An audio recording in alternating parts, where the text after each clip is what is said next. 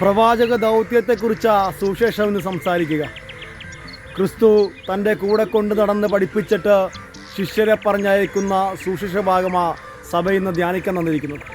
പ്രിയമുള്ളവരെ, അശുദ്ധാത്മാക്കളുടെ മേൽ അധികാരം കൊടുത്തുകൊണ്ട് അവനവരെ പറഞ്ഞയക്കുകയാണ്. പ്രവാചക ദൗത്യത്തെക്കുറിച്ച് തന്നെയാ ഒന്നാം വായനയും നമ്മളോട് സംസാരിക്കുക. ആട്ടിടയനായിരുന്ന ആമോസിനെ ദൈവം വിളിച്ചിട്ട് പറയുക, നീ ഇസ്രായേൽ ജനങ്ങളുടെ ഇടയിൽ ചെന്ന് പ്രവചിക്കുക.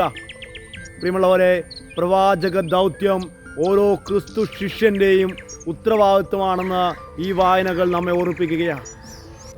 അതുകൊണ്ടാണ് പൗലോസ്ലീഹ ഇപ്രകാരം പറഞ്ഞു വെക്കുന്നത്. കൊരിന്തോസുകാർക്ക് എഴുതിയ ലേഖനത്തിൽ പൗലോസ്ലീഹ പറയുകയാണ്, സുവിശേഷം പ്രസംഗിക്കുന്നില്ലെങ്കിൽ എനിക്ക് ദുരിതം. പ്രിയമുള്ളവരെ, സുവിശേഷം പ്രസംഗിക്കേണ്ടത് ഓരോ ക്രിസ്തു ശിഷ്യൻ്റെയും ഉത്തരവാദിത്വമാണെന്ന് പൗലോസ്ലീഹ വളരെ വ്യക്തമായി നമ്മെ പഠിപ്പിക്കുകയാണ്.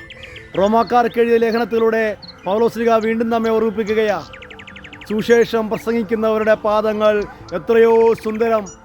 പ്രിയമുള്ളവരെ, പ്രവാചക ദൗത്യം പേറുക ജീവിതത്തിൽ ഏറ്റവും സുന്ദരമായ നിമിഷമാണെന്ന് പൗലോസ്ലീഹ തൻ്റെ ലേഖനത്തിലൂടെ പറഞ്ഞു വെക്കുകയാണ്.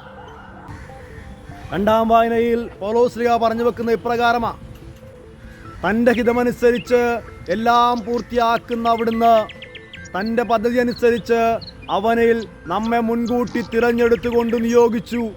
പ്രിയമുള്ളവരെ, ഈ നിയോഗം ക്രിസ്തു ശിഷ്യനാവുക എന്നതാ. ഈ നിയോഗം പ്രവാചക ദൗത്യം പേറുക എന്നതാ. ഈശോയുടെ പ്രവാചക ദൗത്യം പേറിക്കൊണ്ട് ഈശോയെ ലോകം മുഴുവനും പ്രഘോഷിക്കുക എന്നതാണ് ഓരോ ക്രിസ്തു ശിഷ്യൻ്റെയും ഉത്തരവാദിത്വം. 3 വായനകളും നമ്മെ പഠിപ്പിക്കുന്നത് ഇത് തന്നെയാണ്. പ്രവാചകനായി മാറുക. തിന്മയുള്ളവടുത്ത് നന്മ വിതയ്ക്കുന്ന പ്രവാചകൻ, അനീതി ഉള്ളിടത്ത് നീതി പ്രഘോഷിക്കുന്ന പ്രവാചകൻ. പ്രിയമുള്ളവരെ, പ്രവാചകനായി വിളിക്കപ്പെട്ടവരാണ് നാം ഓരോരുത്തരും എന്ന തിരിച്ചറിവിൽ ഈ വായനകൾ നമുക്ക് ധ്യാനിക്കാം.